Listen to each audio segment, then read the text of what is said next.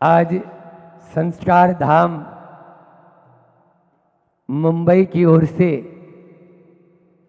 गजपंता सिद्ध क्षेत्र में यह विधान और विधान के साथ में एक अर्जी जिस पे चलती है हमारी नहीं मर्जी चलती है, वहाँ अर्जी लगा दो, इधर कोई दिक्कत नहीं। लेकिन अभी महाराज जी ने भी कहा ना कि आपका आवेदन और निवेदन स्वीकार है, लेकिन उस पर जब तक, क्योंकि स्टाम्प पेपर की क्या वैल्यू, वो तो बाजार में ऐसे ही मिलता है। उस स्टाम्प पेपर पे जब तक मोहर नहीं होना तब तक उसकी कोई वैल्यू नहीं है। इसलिए आप लोगों का वहाँ भी अनुनय विनय चल ही रहा है, जाना ही है और सब मिलकर वहाँ जाएं गुरु जी के चरणों में। क्योंकि धन की नगरी बता रहे थे, अभी माया की नगरी बता रहे थे, तो इन सब से तो बचने के लिए हमने दीक्षा ली है और आप लोग वहीं ले जा रहे हो तो और गड़बड़ हो जाएगा। लेकिन आपने एक शब्द बोला मामा जी ने कि धन नगरी को धर्म नगरी बनाने के लिए आप मुंबई की ओर प्रस्थान करें आए। ये बहुत अच्छी बात कही है। निश्चित रूप से आपके भीतर में उस धर्म का बीजारोपण बहुत पहले से है, तभी तो गुरु चरणों में हमेशा दौड़े आते हैं। और दिनेश जी गंगवाल या उनके परिवार तो ये समझ लीजिए नेमावर में जुड़ाव हुआ और उसके बाद में प्रति माह ही उनका आना, अभी पूर्णिमा पर भी मांगी तुंगी में उन्होंने अभिषेक किया, इस पूर्णिमा पे भी आना था, लेकिन आप लोगों को साथ में लाना था, इसलिए वो अभी आज का यह प्रोग्राम उन्होंने तय किया कि भाई सब साथ में चलें, अच्छे से वहाँ निवेदन हो जाए। बहुत अच्छी भावना है, भावना भावनाशनी होती है। अभी हमारा यही विषय चल रहा है। एक कदम आपको बताएं, कई बार ऐसा होता है कि जाना कहीं और होता है और चले कहीं और जाते हैं, लेकिन कब, जब सच्चे मन से भावना भाते हैं, सच्चे मन से नमोकार मंत्र की माला, प्रभु का ध्यान, शांति धारा विधान अभी सुना। संस्कार धाम में 16 दिन का शांतिनाथ महामंडल विधान वहाँ हुआ और वहीं पर संस्कृत वाला सिद्ध चक्र महामंडल विधान भी संपन्न हुआ। तो निश्चित रूप से पुण्य उपार्जन की वो ये क्रियाएं तो कर ही रहे हैं और इसमें बलवती करते चले जाएं, लेकिन फिर भी हम लोग महानगरों से बचना चाहते हैं। क्यों? क्योंकि वहाँ पर बहुत बड़ी बड़ी ऊंची ऊंची बिल्डिंगें होती है और शुद्ध प्राणवायु लेने के लिए भी समुद्र के किनारे जाना पड़ेगा फिर। इसलिए हमारे गुरुजी कहते हैं नेचुरलिटी जहाँ होती है, प्राकृतिक वातावरण जहाँ होता है, वहाँ पर फिर भी जैसा गुरुजी चाहें और बड़े महाराज जी की जैसी भावना होगी, आप लोगों का जैसा पुण्य होगा वैसा आपको। अभी तो अपन अशरण भावना, कल हमने आपको बताया था कि अनित्य भावना की संपत्ति संबंधी शरीर और सत्ता 4S है। क्या ये जड़ संपत्ति आपके साथ जाने वाली है? क्या ये शाश्वत है? बोलो, क्या ये शरीर जो आपको मिला एक जैसा बना रहेगा? क्यों कमला जी? नहीं बना रहेगा। बहुत बढ़िया, जानती तो है, मानती नहीं है।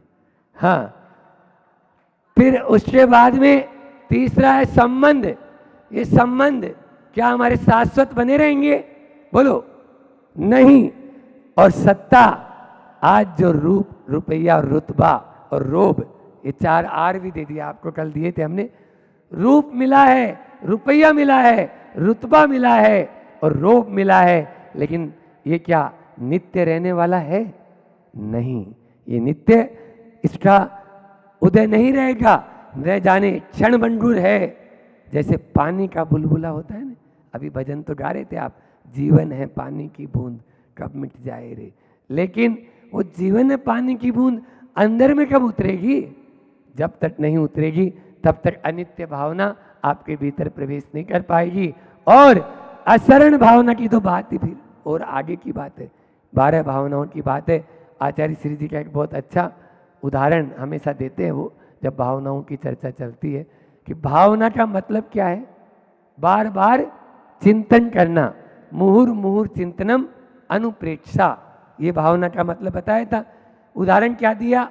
आप लोग दीवार पे पेंट चढ़ते हो, दीवार पे पेंट चढ़ते हो, एक कोटेड, एक बार पेंट किया, अच्छा दिखता है क्या? बोलो दिनेश जी।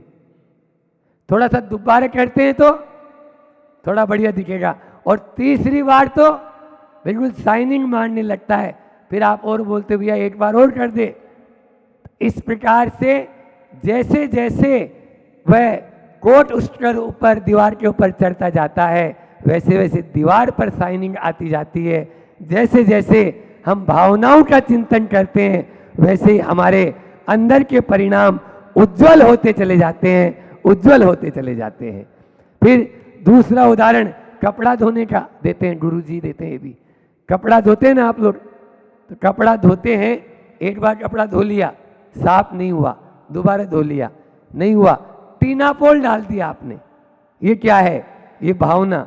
और टीनापोल के बाद में भी मान लीजिए अभी उसमें बहुत सारे सल हैं, लेकिन आपने यदि प्रेस कर दी उस पर, तो कपड़ा कैसा झटाझट दिखने लगता है।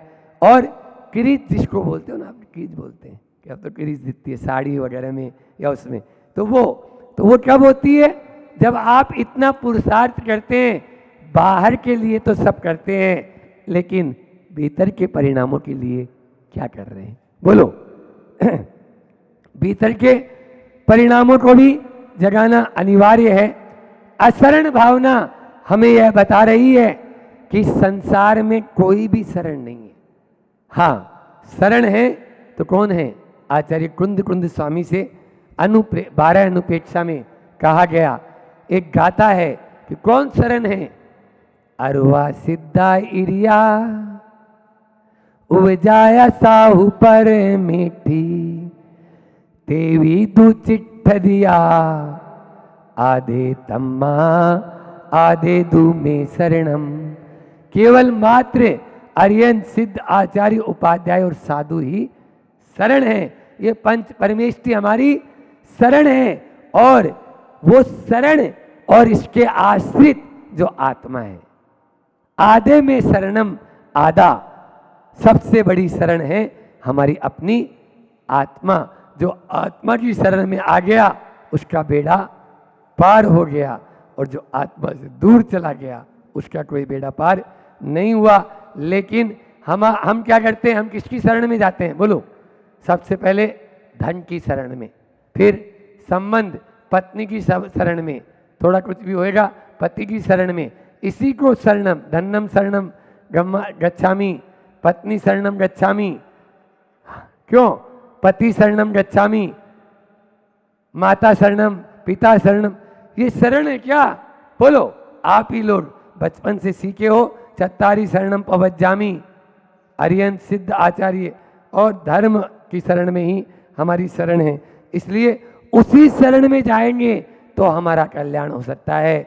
आचार्य कहते हैं, अशरण भावना का चिंतन करते हुए, मणि मंत्र तंत्र बहु होई, बोलो ना, मरते न बचावे कोई।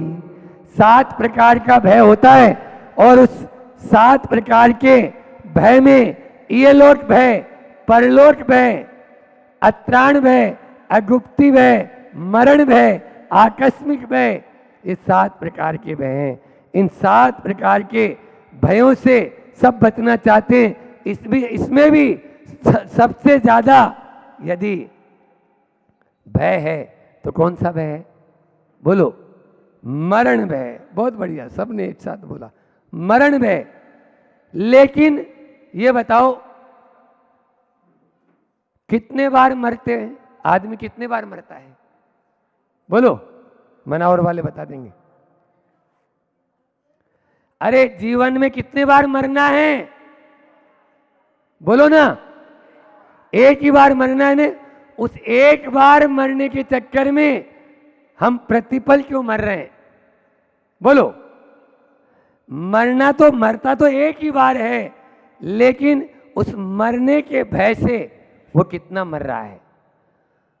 रोग जब होगा तब होगा, लेकिन उस रोग के भय से हम क्यों रोगी हो रहे हैं? बोलो महाराज आशीर्वाद दो, कहीं हो। बोले महाराज कोई बीमारी नहीं हो जाए।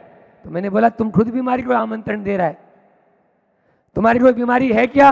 बोले नहीं है। बोले महाराज जी वो उनके है ना, तो हमारे भी तो हो जाए तो। अरे तो भैया तेरे है ही नहीं तो उसको आमंत्रण क्यों दे रहा है? आज का आदमी हमसे आशीर्वाद उसके लिए मांग रहा है जो है ही नहीं। भविष्य के चक्कर में अपने वर्तमान को खराब तो मत करो। बोलो अपने वर्तमान को आप खराब कर रहे हैं। इसलिए मरना एक बार है, लेकिन मौत के भय से प्रतिपल मर रहे हैं। एक बार ऐसा हुआ कि एक व्यक्ति जा रहा था, अब जब बाजार जा रहा था पीछे देखा कोई छाया जैसे चल रही है। तुम कौन? मैं मौत। वो घबरा गया, पसीना पसीना। बोले घबरा मत, मैं तेरा नंबर नहीं है आज तेरा नंबर नहीं है, मैं तुझे लेने नहीं आई। आज तो मैं अमुक गांव में जा रही हूं और वहां 20 लोगों की मृत्यु होना है, उनको लेने जा रही हूं, तुम चिंता मत कर। अब दूसरे दिन फिर वापस वो जैसे बाजार जाने लगा और वही छाया दिखी, तो उसने बोला तुम फिर आ गई, और मैंने तो सुना था मौत तो सच्ची होती है, तुमने झूठ बोला। बोले क्या झूठ बोला? बोले मैंने पेपर में पढ़ा था अमुक गांव में, जिस गांव का नाम तुमने बताया उसमें 100 लोगों की मृत्यु, और तुम बोल रही 20 लोगों की मृत्यु करना है। बोले सुनो मैंने तो 20 को ही मारा था, मैंने तो 20 को ही मारा था, 80 तो मेरे डर से मर गए, 80 तो मेरे भय से मर गए।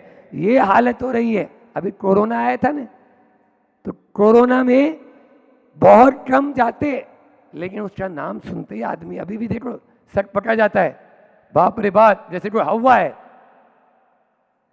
मैं ये नहीं बोल रहा हूं कि आप एक तरह से बिल्कुल स्वतंत्र या स्वच्छंद हो जाएं, प्रिकॉशन जरूरी है, आप बचाव जरूरी है, लेकिन उस बचाव के चक्कर में बार बार अपने दिमाग को खराब करना तो अच्छा नहीं है।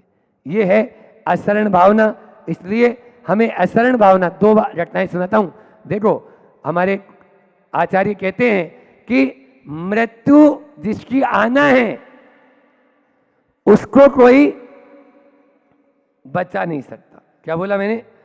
मृत्यु जिसकी होना है, आयु जिसकी शेष नहीं, उसको कोई जिला नहीं सकता, और जिसकी आयु अभी शेष है उसको कोई हिला नहीं सकता, उसको कोई हिला नहीं सकता। सागर की एक सत्य घटना, सागर में भाग्योदय तीर्थ का नाम आपने सुना होगा।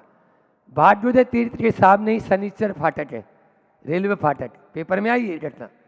रेलवे फाटक बंद हुआ, आकाश में एक चील एक सांप को पकड़कर ले जा रही थी।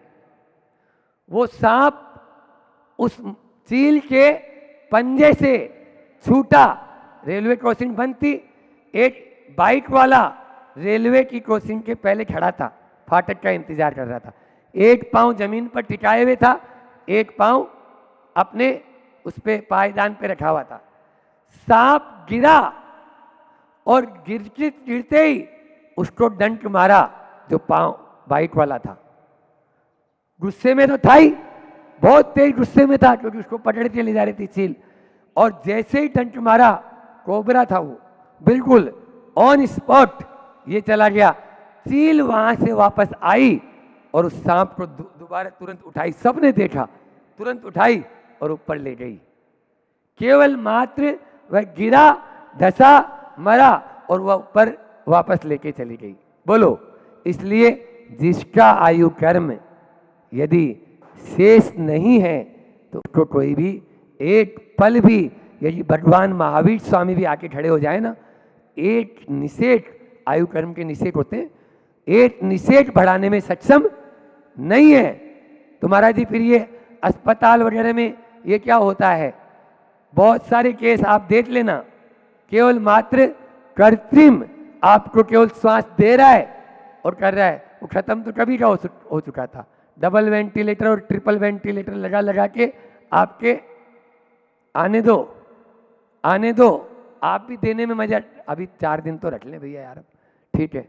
ये मोह की पराकाष्ठा है, असरण भावना इसमें नहीं है। अब दूसरा उदाहरण सुना देता हूं जबलपुर का, हिसागर का हो गया। जबलपुर का उदाहरण है मेडिकल मड़िया जी के बिल्कुल सामने एक लावारिस जिसको जगह जगह पूरे शरीर में कोढ़ हो गया। अब कोढ़ किसी दूसरे को भी हो सकता है, उसको अस्पताल में दाखिल कराया, इलाज करवाया, नहीं ठीक हुआ। लास्ट में सारे डॉक्टर्स की मीटिंग हुई और प्रशासन ने भी कहा इसको जहर का इंजेक्शन दे दो। प्रशासन ने क्या कहा, इसको जहर का इंजेक्शन दे दो, इच्छा मृत्यु जिसको बोलते हैं, क्योंकि वो भी तड़प रहा था। अब जैसे ही उसको जहर का इंजेक्शन लगाया, विषम विषम औषधिकरणम, विष ने क्या काम किया, औषधि का काम किया। वो जहर का इंजेक्शन ऐसा लगा उसका सारा कोढ़ ही ठीक हो गया। आज भी जिंदा है, आज भी जिंदा है वो आदमी। बोलो, ये स्थिति दिया काय के लिए था? आयु कर्म का यदि निषेध है या अभी उसके पास में शेष है तो उसको कोई मार नहीं सकता, और जिसकी आयु शेष नहीं है उसको कोई जिला नहीं सकता, बचा नहीं सकता। ये है असरण भावना का। अपन लोग प्रतिदिन पढ़ते हैं कि काल सिंह ने मृग चेतन को घेरा भवन में और नहीं बचावन हारा कोई। यूँ समझो मन में कोई भी बचाने वाला नहीं है। आप ये मत सोच लेना बम्बई वालों या पूना वालों या यहाँ नासिक वालों कि अभी तो महाराज जी हम तो श्रावक हैं, हम क्या कर सकते हैं। हम तो श्रावक हैं, हम क्या कर सकते हैं। अभी राजा श्रेणिक, सुबह मूलाचार और दोपहर में श्रेणिक चारित्र चल रहा है। उस राजा श्रेणिक ने, सुन लो ध्यान से, उस राजा अभय कुमार बेटा और श्रेणिक पिताजी, अभय कुमार मुनि बन के मोक्ष तो चला गया लेकिन तीर्थंकर नहीं बन पाया। और राजा श्रेणिक गृहस्थ अवस्था में कपड़े वाला, और फिर भी उसको तीर्थंकर प्रकृति का बंद हो गया। इसी प्रकार से आप भी चाहो तो तीर्थंकर प्रकृति का बंद या उससे भी और अपन मोक्ष तक की यात्रा कर सकते हैं। ये हमारे अंदर में, इसलिए असरण भावना का यही उद्देश्य है कि हमें 4 प्रकार से मुक्ति मिल सकती है। 4 प्रकार से, 4 से मुक्ति दिलाती है असरण भावना। उसको बोलकर अपनी वाणी को विराम करता हूँ। समय भी आपका हो रहा है कि सबसे पहले तो भय से मुक्ति, आतंक या डर या भय, इससे मुक्ति दिलाती है असरण भावना। असरण भावना भाएंगे कि नहीं संसार में कोई भी शरण नहीं है तो हमें आतंक और भय कभी नहीं सताएगा। दूसरा, अपने आत्मविश्वास को मजबूत बनाती है असरण भावना, हमारे विश्वास को मजबूत बना देती है। तीसरा है आपकी असावधानी, इससे मुक्ति दिलाती है असरण भावना। असावधानी का मतलब यह है जब जब आप असरण भावना या कोई सी भी 12 भावना में भावना भाएंगे तो आप सावधान हो जाएंगे।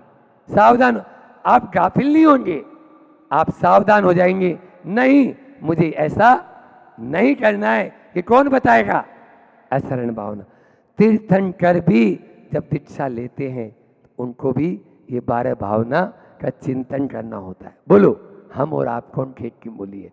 इसलिए प्रतिपल इन भावनाओं को अपने अंदर में उतारें। मैं तो कहता हूं कि आप यदि अपने आप में बहुत सारी बातें हैं, कुछ लोगों को नेगेटिविटी, नकारात्मकता अंदर हावी हो जाती है, आप प्रतिपल इन 12 भावनाओं का चिंतन करो।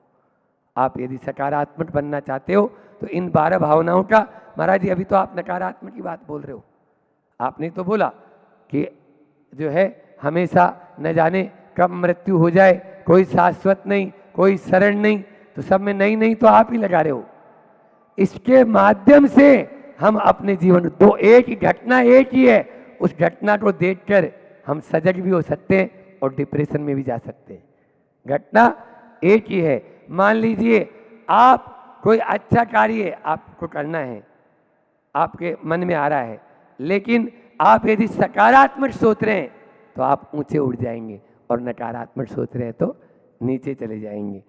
आपको जैसा सानिध्य प्राप्त होगा, जैसे कोई बेल है, उस बेल को मान लीजिए खंबे का सहारा मिल रहा है तो वह ऊपर की ओर चली जाएगी, और यदि कुएं का पाट मिल रहा है तो बोलो, हम अपनी भावनाओं को यदि कुएं के पाट के साथ लगा देंगे तो वह नीचे की ओर चली जाएगी और सड़ जल के हमें भी बर्बाद कर देगी। और अपनी भावनाओं को यदि हम खंबे का सहारा दे देंगे, ऊपर की ऊंचाइयों को छूने में हमारे सक्षम हो जाएगी। इसलिए यदि ऊपर उठना चाहते हो तो इन भावनाओं का हमें चिंतन बार बार चिंतन करेंगे, तभी हम आगे हो पाएंगे। हमारे अंदर में कोई भी, हमारे परिवार में, संबंधों में कोई भी अनहोनी घटना घटती है, इन भावनाओं के माध्यम से हम संबल को प्राप्त होते हैं। हमें स्वावलंबी बनाने के लिए ये भावनाएं, क्योंकि संत कहते हैं कर्म कांड पर विश्वास मत रखो।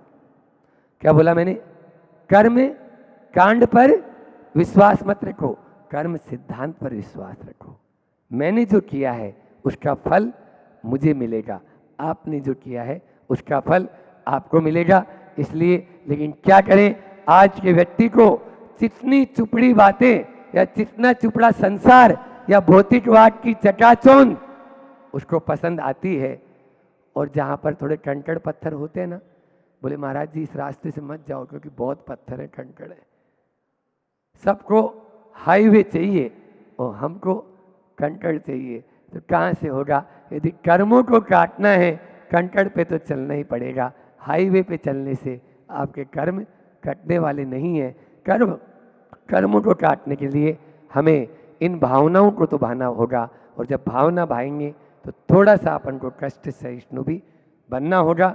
हम सब कष्ट सहिष्णु बने, और किसी भी बाहर के चक्कर में, कोई ओझा के चक्कर में या कोई गुणिया के चक्कर में या कोई मणि मंत्र के चक्कर में, कोई ज्योतिष के चक्कर में, कोई वास्तु के चक्कर में न आए, ये आपको सिखा रही है अशरण भावना। शरण में जाना है तो 3 लोक के नाथ हैं, या फिर गुरु हैं, सच्चे गुरु हैं, या फिर जिनवाणी माँ हैं। उनकी ही शरण में, धर्म की शरण में ही हमें रहना है, और कोई भी शरण हमारी शरण नहीं हो सकती। इन्हीं की शरण में हमें रास्ता मिल सकता है जो मंजिल की ओर जाता है। बस उसी शरण में हम हमेशा रहें। इसी भावना के साथ मैं अपनी वाणी को विराम देता हूँ। बोलिए अहिंसा परमो धर्म की, आचार्य गुरुवर विद्यासागर जी महामुनि राज। चारित्र के ऊपर चर्चा चल रही है। कल हमने आप लोगों से बात करी थी इस चारित्र के ऊपर, इस कैरेक्टर के ऊपर। क्या है ये चारित्र? तो अंतःकरण की, उस मन की अदालत में बिना दर्द, बिना डर के, बिना किसी भी आतंक के खड़े रह पाने की सज्जनता, एक यह चारित्र है। और दूसरा चारित्र ये है कि जीवन में एक भी प्रवृत्ति ऐसी ना हो जिसकी जानकारी शिष्ट पुरुषों को, बड़ों को, पूज्य पुरुषों को मिलने के बाद उनके समक्ष हमारी आंखें शर्म से झुक जाएं। ये चारित्र कहलाता है। हमारा अपना खुद का वास्तविक पवित्र आचरण कहलाता है। क्योंकि कल भी कहा था कि 108 मंजिल या 504 मंजिल को खड़ा करना सरल है, पर चारित्र की इमारत को खड़ा करना बहुत कठिन है। उसको ऊंचाई पर कायम रखना और कठिन है, मन के लिए बहुत बड़ी चुनौती है। और जिसने अपने जीवन में चारित्र को स्वीकार किया है उसने समझना अपने जीवन की सफलता और सार्थकता है। चारित्र बहुत बड़ी चीज़ है। मैंने कल भी कहा था ज्ञान मात्र से रोग उपशांत नहीं होगा, जब आप औषधि लोगे तभी होगा। उजाले का भी उदाहरण दिया था कि घर में अंधेरा था, लाइट चालू की, कचरा दिख रहा है, लेकिन कचरा साफ करोगे तब कचरा साफ होगा। ज्ञान तो है, लेकिन ज्ञान के बाद जब आप जानकारी मिलने के बाद अंदर की गंदगी जब तक साफ नहीं करोगे तो चारित्र नहीं कहलाएगा। क्योंकि कल फिर दोबारा बोल रहा हूँ, जानना अलग है, जानना अलग है और पाना अलग है। जानना अलग है और पाना अलग है, देख लेना अलग है और पहुंच जाना अलग है। देख तो लिया, लेकिन पहुंच जब पाओगे जब मेरी बात को मानोगे, नहीं तो नहीं पहुंच पाओगे। जानने के लिए ज्ञान चाहिए, पर पाने के लिए आचरण चाहिए। जानने के लिए ज्ञान चाहिए, पर पाने के लिए क्या चाहिए? पाने के लिए आचरण चाहिए। आप जान तो लेते हो पैसे के लिए, आप मेहनत भी करते हो, वो खेत में बीज भी बोते हो क्या, और फिर उसका पूरा ध्यान भी रखते हो, पूरा सब कुछ करते हो, जिसने जो बोला वो दवाई भी छींट रहे हो, सब कुछ कर रहे हो, क्योंकि आपको पैसा चाहिए। उस ज्ञान का आप उपयोग करते हो, पुरुषार्थ करते हो, शरीर का रोग के लिए भी आप पूरा पुरुषार्थ करते हो। लेकिन मैं पूछना चाहता हूँ कि पुण्य पाप की बात आती है, पतन उत्थान की बात आती है, धर्म अधर्म की बात आती है, तो आपके पास जानकारी तो है, लेकिन वो जानकारी आचरण में नहीं उतर रही है।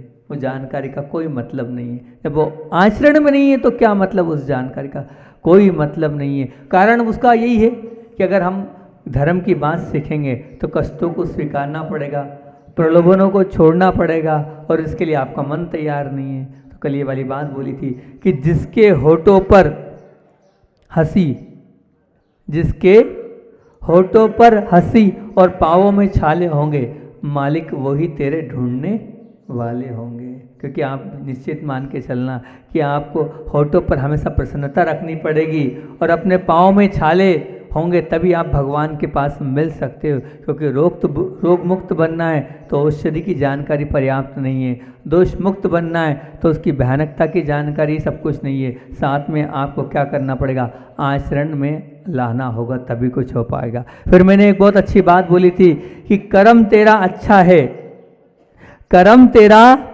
अच्छा है तो इज्जत तेरी दासी है। कर्म तेरा अच्छा है तो इज्जत तेरी दासी है। नीयत तेरी अच्छी है तो घर में मथुरा और काशी है। नीयत तेरी अच्छी है तो घर में मथुरा और काशी है। अब इसी बात को और आगे बढ़ाते हुए आपके समक्ष रखना हूँ कि क्या है ये चारित्र। प्रतिष्ठा, प्रतिष्ठा को चारित्र कह सकते हैं। प्रतिष्ठा चारों ओर जो आपका एक नाम है उसको हम प्रतिष्ठा कहते हैं। प्रतिष्ठा से आशय से जुड़ी हुई, प्रतिष्ठा आशय से जुड़ी हुई नहीं है, आचरण से जुड़ी हुई है। फिर से बोलूँ, थोड़ा समझना, कठिन बात नहीं है, समझना। प्रतिष्ठा आशय से जुड़ी नहीं है, आचरण से जुड़ी हुई है। प्रतिष्ठा आशय से जुड़ी नहीं है। आशय मतलब आपके मन का जो भाव है, वो अंतरंग के भाव है, वो अंतरंग में जो चल रहा है वो मन में चल रहा ना आपका। तो प्रतिष्ठा जो चारों ओर की आपकी जो इज्जत है, वो इज्जत आशय से जुड़ी हुई नहीं है, आचरण से जुड़ी हुई है। आपकी प्रतिष्ठा जब बनेगी जब आपका जो आचरण दिख रहा है वो तुम्हारा आशय चाहे कितना भी अच्छा हो, कितना भी अच्छा तुम्हारा आचरण हो, पर यदि आशय कितना भी अच्छा हो मन में, आचरण यदि खराब है तो कोई मतलब नहीं, तुम्हारी प्रतिष्ठा में दाग लगेगा, निश्चित तौर से लगेगा। मान के चलना, बिल्कुल मान के चलना। अगर आपका आशय भले खूब लाग अच्छा हो लेकिन आचरण अच्छा नहीं हो तो दाग लग जाएगा। आपको दुनिया के सामने खड़े होने में आपको उंगली उठेगी उठेगी। और अगर आचरण यदि अच्छा हो, और आचरण तुम्हारा यदि अच्छा हो और तुम्हारी प्रतिष्ठा सुरक्षित रहना निश्चित, और भले भाव कुछ भी हो अंतरंग में, लेकिन चारों ओर के सामने अगर आप सच्चे हैं तो ये मान के चलना आप अच्छे हैं। कुल मिलाकर क्या हुआ? मन में क्या चल रहा है उससे कोई मतलब नहीं, बाहर में आप क्या है उससे मतलब है। मान लीजिए आप सट्टा खेलते हैं, आप जुआ खेलते हैं, आपसे पूछा क्या ज़रूरत है जुआ खेलने की, क्यों आप जुआ खेलते हो, क्यों सट्टा खेलते हो? बोले मैं सट्टा जुआ इसलिए खेलता हूँ, उसमें से जितना पैसा आता है उस पैसों को गरीबों में देता हूँ, गरीबों की मदद करता हूँ, जो दीन दुखी उनकी सेवा में लगाता हूँ, मैं उससे भला करता हूँ, करुणा के कार्य करता हूँ, दया के कार्य करता हूँ। तो इसलिए मैं उस जुए का जितना पैसा आता है उसको अपने उपयोग में नहीं लेता हूँ। यहाँ पर क्या हो रहा है? यहाँ पर आचरण गलत है पर आशय अच्छा है। आचरण क्या है? गलत है। जुआ खेलना ठीक है क्या? नहीं है। आचरण गलत है, आशय बहुत अच्छा है। लेकिन बताओ, दुनिया तो उसको जुआरी कहेगी ना, दुनिया तो उसको क्या कहेगी? जुआरी कहेगी ना कि तू तो जुआ ही खेलने वाला है, तू तो जुआरी है, यहाँ मत, तेरा कोई भरोसा नहीं, तो कब क्या कर जाए। इसलिए अंदर के आशय आशय नहीं, बाहरी दिखता है कि बाहर में आप क्या। मान लीजिए कोई शराबी है, अब वो शराबी के साथ आप दिन रात रह रहे हो, भले ही आप शराब नहीं पी रहे हो, लेकिन उसके साथ शराब के ठेके पर जा रहे हो, तो बताओ आचरण वाले के साथ रह रहे हो तो आपको भी तो शराबी कहा जाएगा ना, बिल्कुल कहा जाएगा ना। बोलो, भले ही आप वहाँ जाकर दूध पी रहे हो, शराब के उस दुकान में ठेके में जाकर आप भले दूध पी रहे हो, लेकिन कहलाओगे आप दारू पीने वाले ही, शराब पीने वाले ही। तो ध्यान रखना, आचरण की कीमत है, अंतरंग में भले ही खूब भरा है धर्म, उससे कोई मतलब नहीं है। मान लीजिए आपका व्यवहार बहुत खराब है, आपका व्यवहार है कि मुझे खराब से तात्पर्य अंदर आशय बहुत अच्छा है, आप काम कराना चाहते हैं, लेकिन काम आप गाली देकर करा रहे हैं, क्रोध से भरा हुआ आपका भाव है, पल प्रतिपल उत्तेजना आ जाती है, और भाव क्या जल्दी काम हो जाए। परंतु क्या ये आचरण ठीक है? भाव अच्छे हैं, लेकिन क्या आचरण ठीक है? बताओ, आचरण ठीक है? क्रोध करके, गाली देके, उत्तेजना वाले व्यवहार से आप कोई कार्य कराओगे तो ये क्या ठीक है? बिल्कुल नहीं है। आशय भले ही अच्छा है, ये सीख जाए, ये पढ़ जाए, ये कुछ अच्छा हो जाए, लेकिन नहीं, आचरण बहुत गलत है। एक बहुत अच्छी घटना आपको सुनाता हूँ। मैं जिस स्थान का रहने वाला था, एक गांव का रहने वाला हूँ, वहाँ की घटना आपको सुनाता हूँ। छोटा सा गांव है, 30-35 घर की समाज है उस गांव में। वहाँ पर हम लोगों ने क्या किया, एक शिविर आयोजित किया, एक शिविर आयोजित किया पढ़ने लिखने के लिए, बच्चों को पढ़ाने के लिए। सुनना, बहुत आप लोगों को सुनने योग्य बात है। वो शिविर आयोजित किया पढ़ने लिखने के लिए। शिविर में हमने एक बहुत ऐसे विद्वान ब्रह्मचारी जी को बुलाया, जो बहुत विद्वान थे और काफ़ी पुराने थे, लगभग 45-50 साल की उम्र होगी, 20-25-30 साल तो उनको मतलब घर छोड़े हो गए थे, और वो सिर्फ ज्ञान और ध्यान में सबको पढ़ाते लिखाते थे। अब वो ब्रह्मचारी वहाँ गाँव में आए। अब जब वो ब्रह्मचारी गांव में आए तो हमने वो शिविर लिया। अब शिविर जब लिया तो शिविर में सभी लोग आए, बच्चे बच्चियां, दूर दूर से भी लोग आए, पढ़ने के लिए आए, पढ़ रहे थे ब्रह्मचारी जी से। और हमारा भी योग संयोग से व्रत हो गया था, और हम भी ब्रह्मचारी थे। तो अब हम बहुत छोटे थे, उम्र बहुत छोटी थी। अब बड़े भैया जी पढ़ा रहे थे, हम सब पढ़ रहे थे। अब पढ़ रहे थे, सुनना उसको, क्योंकि आचरण पर आशय क्या होता है और आचरण क्या होता है वो आपके सामने वो बात रख रहा हूँ। और भैया जी आए, अब वो भैया जी ने पढ़ाया। एक बहन थी, वो जो बहन थी वो बहन भैया जी से बात कर रही थी, और बात कर रही थी, भैया जी उसको मोटिवेट कर रहे थे, भैया जी उसको समझा रहे थे। कुछ उसकी समस्या या जो भी भाव थी, 16-17 वर्ष की वो बहन होगी, उसको बता रहे थे और सब समझा रहे थे। पर योग संयोग की बात है कि भैया जी अकेले बैठे थे और बहन अकेली बैठी थी। भैया जी अकेले उस बहन को समझा रहे थे। अब कुछ तो लड़के होते ही हैं, अब उन लड़कों को नहीं मालूम था कि मैं वहीं बैठा हूँ और वहाँ पर नीचे माला फेर रहा हूँ, अपना भगवान की माला फेर रहा था मैं। तो जो भैया लोग आपस में बात कर रहे थे वो आप लोगों के बीच में शेयर कर रहा हूँ कि वो क्या सोच रहे और क्या बोल रहे थे।